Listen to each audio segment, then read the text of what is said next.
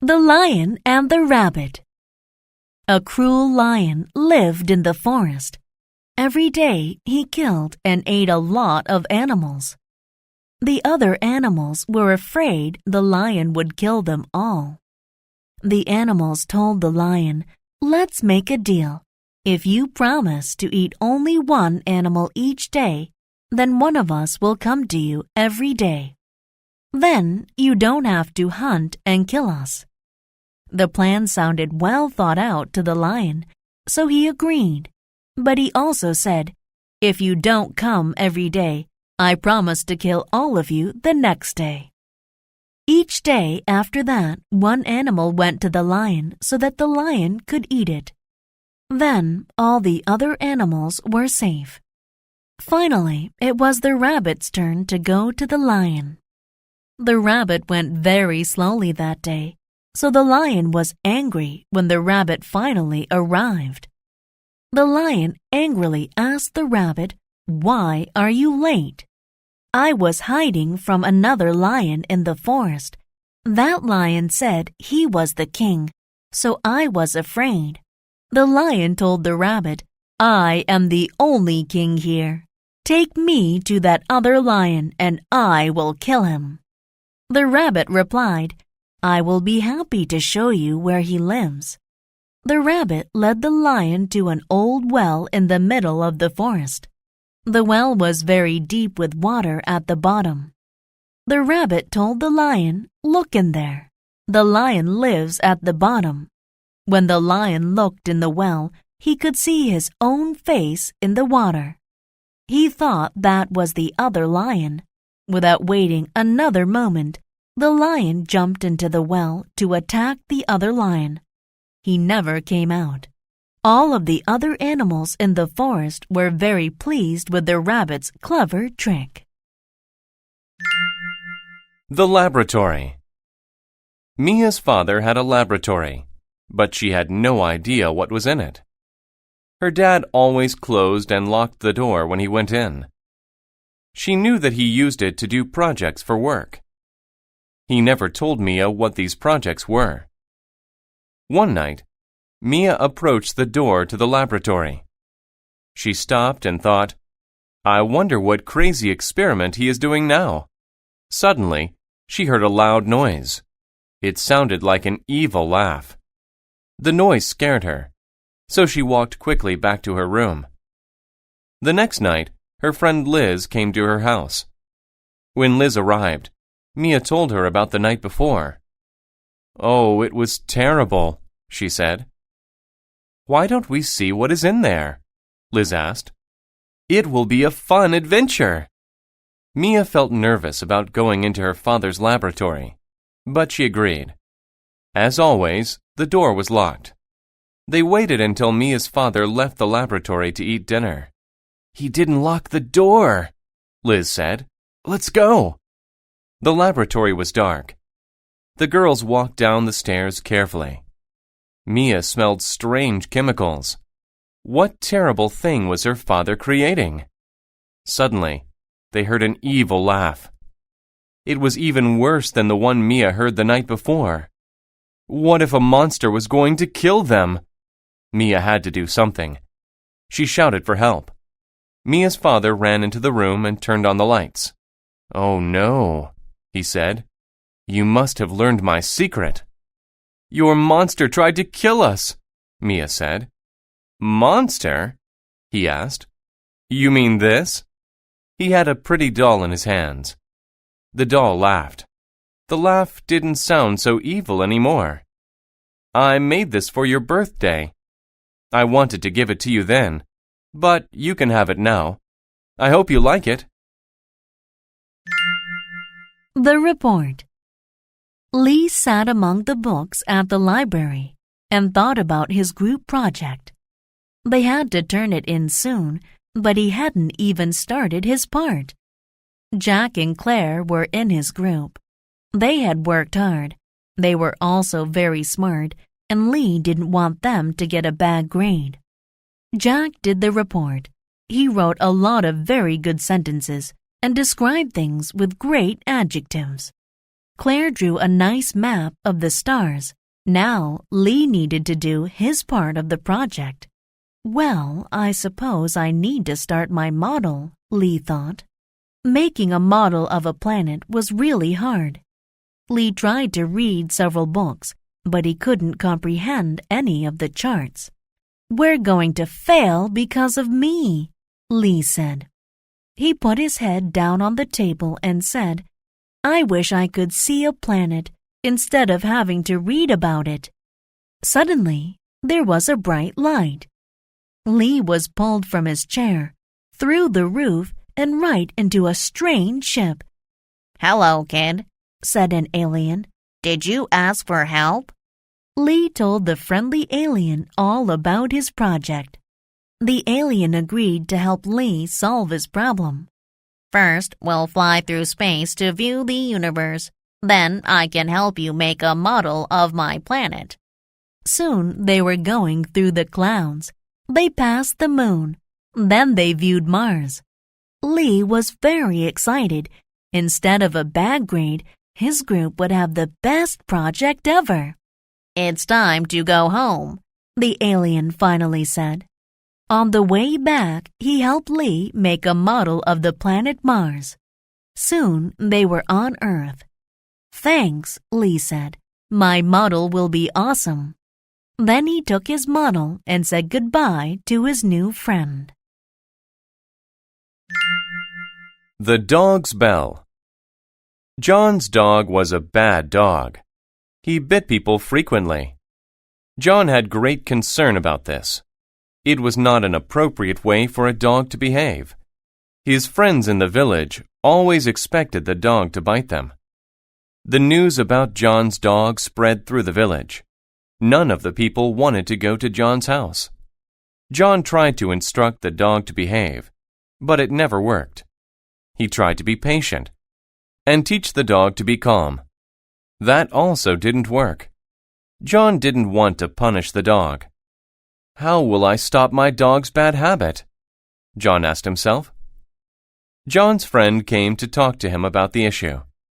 During their important meeting, his friend said, "The people in the village asked me to represent them. We want your dog to stop this habit. Why don't you put a bell around the dog's neck? This way, we would hear your dog coming down the street." John thought this was a great idea. Now people could stay away from the dog. It would not be able to bite anyone anymore. The dog liked the bell too.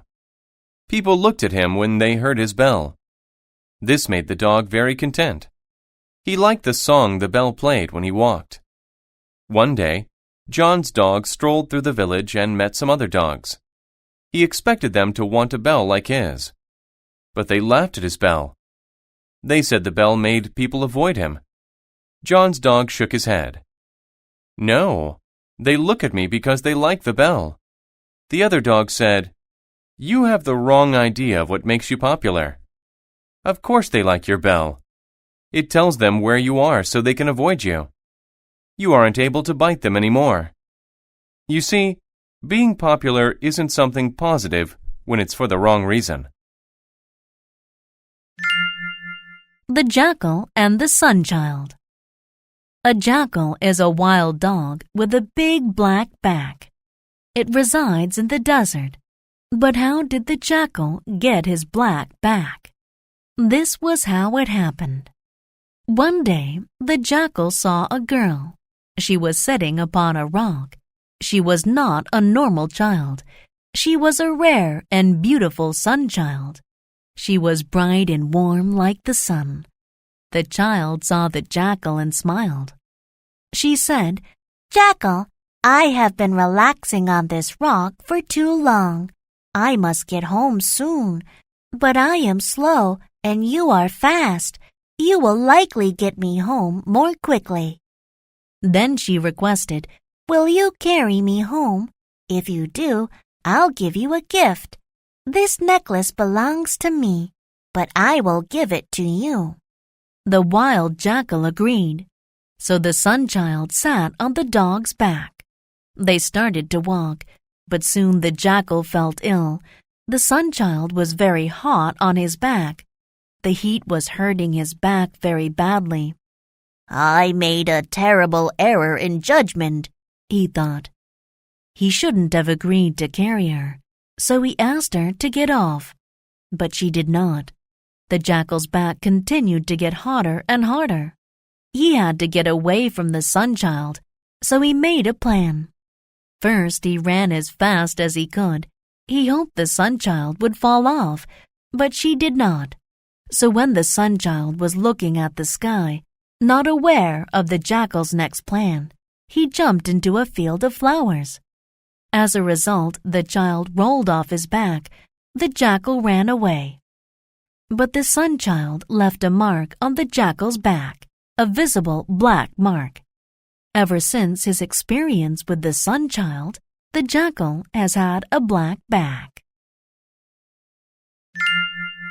The Friendly Ghost. A nice woman lived by a large river. She loved children. She wanted to help them in any way. She loved her community, and everyone in the community loved her. She lived a very long time and became very wise. When she died, she became a ghost. She was dead, but every night she returned to her community. She wanted to help children and not to cause them fright, but she had a scary voice. Children were afraid of her, but the ghost was a good one. She only scared them to help them. One night, some children and a dog were playing by the river. They were having fun with their pet, but they were far from home. Then the weather became bad. It rained and rained. The river was rising. It was very dark. The children knew they were lost. They needed to go north, but they didn't know which direction it was. When the moon came out, they saw a ghost by the river. The ghost said, "Go away!" The children felt great fright. They knew it was a ghost. Then the ghost moved closer. She yelled again, "Go away!" The children became very upset. Some of them began to cry. The children knew they had a choice. They could escape, or they could stay and face this scary individual in the dark. The children ran a long distance away. The ghost followed them all the way. Finally, the children reached home. The ghost was very happy. Soon the river rose higher and higher. It was very dangerous. The ghost had helped the children survive. She had saved them from the rising water. She also used her power to lead them home. Sometimes, meeting a ghost has advantages. A ghost can save your life. The Best Prince. King Minos was very sick. His condition was getting worse. He had 3 sons. He loved them all. He had to announce who would become king. 2 of the princes stood waiting outside the king's room. Theseus was the oldest and strongest. He thought his father would make him king. Peleus, the second son, thought differently. He was an expert with weapons. He thought the king would choose him. "When I'm king," Theseus told Peleus, "I'll let you contribute to the defense of our country. You can lead the army." Peleus became angry. "Father knows I'm famous for my sword skills. He'll make me king." "You?" Theseus yelled. "He won't choose you." "The kingdom is mine," Peleus claimed. "Father will give it to me, or I'll use force to take it." Theseus made a sudden move to take out his sword. Then Peleus did the same. "Beating me will be a challenge," Theseus said. "Fight me now. The winner gets the kingdom." Peleus agreed. King Minos could hear his sons fighting. The youngest son, Jason, stood beside him. He sensed his father's sadness. The king laid his hand flat on Jason's arm. "Your brothers fight too much," the king told him. "I must protect my kingdom from all harm. They'll divide it between them. The people won't know what to do. There'll be war. I can't allow either of them to be king. Therefore, I'm making you king." Your kindness has always made you special. It's the difference between you and your brothers. You can bring peace. They can't." Then the king died. Theseus and Peleus heard that their youngest brother was king. They were surprised. They realized that their fighting was wrong. It had kept them from saying goodbye to their father. They agreed to have Jason as their king. He was the best choice. How the sun and the moon were made. Do you ever wonder where the moon and the sun came from? The Inuit people of Alaska have a theory. They tell a story about a beautiful girl. She was very nice. In contrast, her brother was a mean little boy. One day he proposed something. "We should go to a party," he said. The girl accepted. First, it was necessary for her to prepare. She arranged her hair and put on nice clothes. This required a lot of time. But the girl worked hard, and soon she had success. She looked perfect. They attended the party together. The girl was having fun. Later, she walked into the bathroom. Suddenly, the lights were turned off. Someone grabbed her hair and tore her clothes. She ran out of the bathroom. She wanted to know who did this to her. Then she had an idea.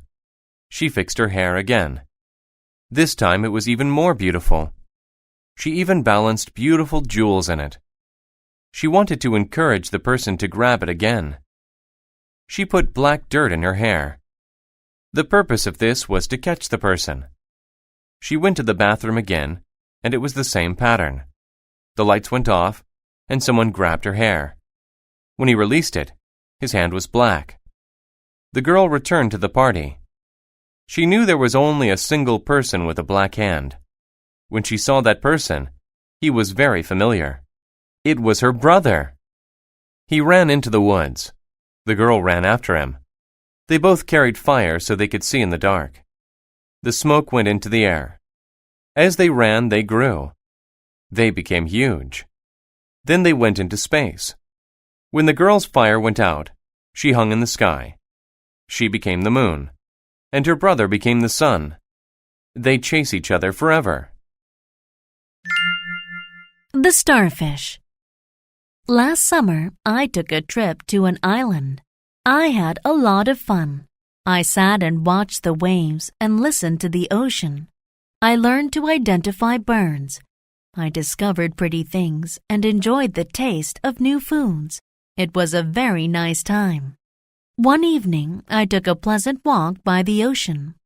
When the waves came in, many starfish fell on the beach. Some starfish went back into the water, and they were safe. But other starfish were still on the sand. They would die if they did not get into the water.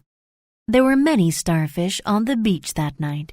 It made me sad, but I knew I could not fix the problem. I stepped very carefully, so I did not damage them. Then I saw a little girl. She was also sad about the starfish. She wanted to prevent all of them from dying. She asked me if I could perhaps help her. "To be frank, I don't think we can do anything," I said. The little girl started to cry. She sat back against a rock and thought for a while.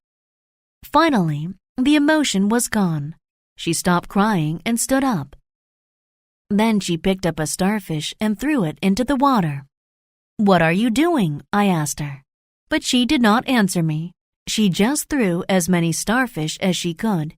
"You cannot save all of them," I said. She stopped to look at me. "No, I cannot save them all," she replied. Then she picked up a very big starfish and said, "But I can save this one." And then she smiled and threw the starfish as far as she could into the ocean. The first peacock. Argos lived in ancient Greece. He was a husband and a proud father. He worked hard and did well at his job. But one thing about him wasn't normal. He was born with 100 eyes. Having many eyes was usually a benefit to him. He had a chance to see many things. Also, Since he had so many eyes, he was very good at guarding things. While sleeping, he only rested a few eyes at a time. The others stayed awake. He worked for Hera, a great goddess. His primary function was to guard a special cow. The cow was very important to Hera. It was her favorite pet. The most essential part of his job was to keep the cow alone. It had to be kept separate from all the other cows and far away from people. This was an easy job for Argos. The cow just ate grass all day. But the god Zeus wanted the cow. He wanted to take it away from Hera. He had a plan. He found a great music player. He asked the man to play a beautiful song for Argos. Zeus was certain Argos would go to sleep. The song had an immediate effect. Argos couldn't focus on his job. He fell asleep. Zeus saw this, and he took the cow. Hera was very angry with Argos. She turned him into a peacock. She put his many eyes on his tail. Argos was very sad. Zeus saw how much trouble he had caused Argos. He made another plan. He turned Argos into a group of stars. He wanted Argos to remain in the sky forever. Even today, Argos's image remains there, above the site where all his problems began. We can still see him in the night sky. Princess Rose and the Creature. There was once a beautiful princess named Rose. Her mother, the queen, however, was not as beautiful as the princess. The queen felt bad that she was not the most beautiful woman in the kingdom anymore. She was tired of competing with her daughter. She made a decision. She prepared a drink for the princess. After the princess drank it, she fell asleep. Then the queen took the princess to the forest. She left the princess there. It was a very serious thing to do. Either she will be killed by animals or she will get lost in the forest, the queen thought. The princess had a dream. She dreamed about a man with brown hair and brown eyes. It was the man she would wed. The princess woke up. She saw a strange creature on the ground. It looked like a man, but he was hairy and green. He had horns on his head and a pig's nose. The creature said, "Did I scare you? I hope not. Let me introduce myself. I am Henry." "I am not scared. To tell you the truth, I think you are cute," said Rose. Rose and Henry spent the day together. They collected berries, caught fish, and had lunch. They had a very good day filled with nice conversations.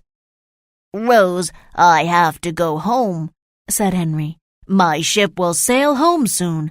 I can't leave you here in the forest alone. Will you come with me?" Rose was very happy.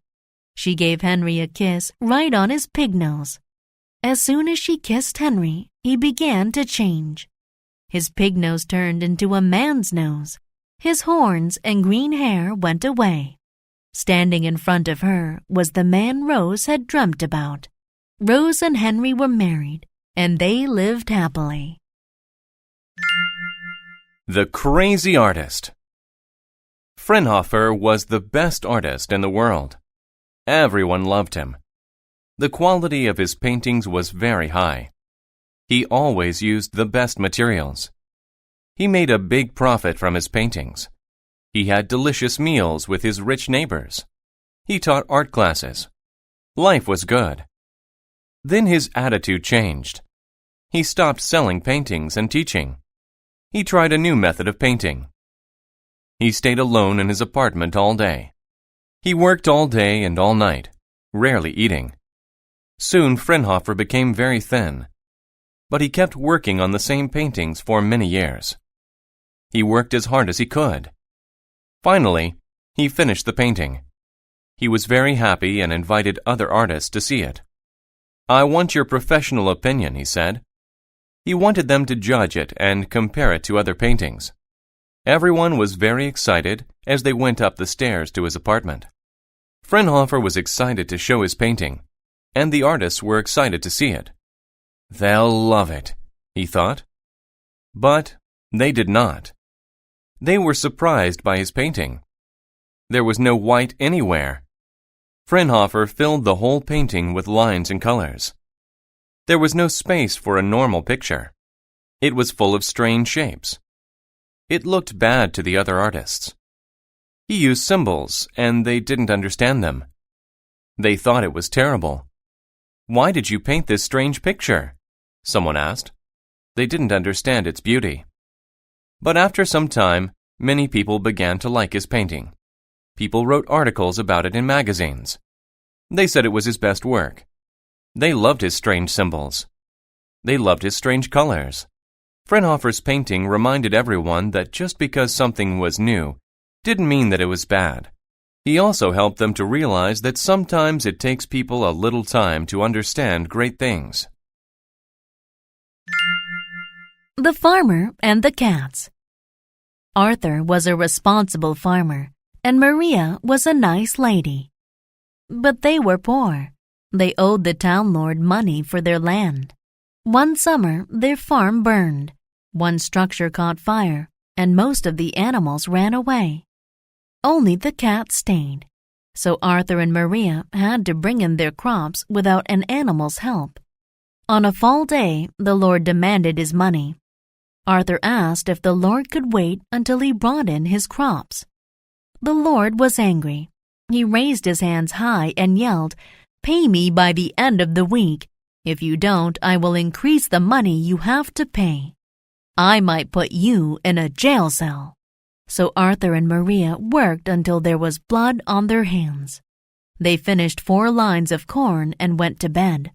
But the next morning, 8 lines were finished. "Maria, didn't we stop in this spot here?" Arthur asked. "Yes, that is correct, and the tools were in a different position too," Maria said. They were surprised and happy. That day, they worked hard and finished 5 lines. But in the morning, 10 lines were done. Each day, they did a lot of work. Each night, someone else did an equal amount of work. In a week, the whole field was finished. "Tomorrow I will sell the crops and pay the Lord," Arthur said. But that morning, the crops were gone. A bag was in the middle of the field. It contained money. "Maria, let's see who has helped us work." Through a hole in the wall, they saw a funny sight. The cats were dancing in the field and eating corn. Now Arthur knew what had happened. The cats had worked at night. After that, Arthur was very nice to his cats and fed them lots of corn. A magical book. Sarah loved to read. She read novels and poems. She loved the beautiful descriptions and phrases. She loved reading work from poets and novelists. She didn't like video games or technology. She was on the basketball team, but she didn't like sports. Her parents made her play basketball. In fact, Sarah's parents made her do many things, but she didn't want to do those things. She just wanted to sit and read all day. One day, a small book came in the mail. It was for Sarah. The book looked very special. It was printed on sheets of gold. Sarah began to read. The outline of the story was simple. It was about a magical place. Strange things happened there. One example from the book was about a boy who could control people. In one scene, he made his friends tell funny jokes. Sarah loved the book. She read it all the time. Then something strange happened. The book gave Sarah a special power. She could control other people. She was like the boy in the book. During one exam, she made her friend tell silly jokes. Her friend got in trouble. After school, Sarah did not make a direct trip home. On the way, she went to the local store. She wanted to play more tricks on people. She caused problems. She made people fall down. She laughed and had fun. Finally, she left and started to walk home. Then she saw something. Her basketball coach was about to walk in front of a bus. He was looking the other way. She had to stop him. She used her power. She controlled him. She made him stop walking. Sarah learned something that day. It was better to help people than make them suffer. So she put a limit on how she used her power. She did not want to do bad things with it anymore. She only wanted to do good. The Big Race. A dog saw a group of animals across the road. He walked over to meet them. "What are you doing?" he asked them. "I just sold them tickets to a race between the rabbit and the turtle," the duck responded. This news excited the dog. He felt fortunate that he happened to be there. "I don't have anything to do today," the dog said. "I want to buy a ticket too." The dog sat down to observe the race. The race would be extreme. It would be many kilometers in length. The rabbit and the turtle stood next to each other. They waited for the race to start. The dog wondered why the turtle agreed to run against the rabbit. Being fast was not a characteristic of turtles. The rabbit was going to win easily. Suddenly, the race began. The rabbit ran extremely quickly. The turtle walked slowly. After a minute, the rabbit looked back. He saw that the turtle was far behind him and was breathing quickly because he was so tired. The rabbit smiled and slowed to a walk. A minute later, the rabbit said, "I'm winning, so I'll take a rest." He sat and began to consume some grass. Then he let his eyes close. He wasn't the winner yet, but there was no risk of him losing the race. He went to sleep. Hours later, a loud sound woke him.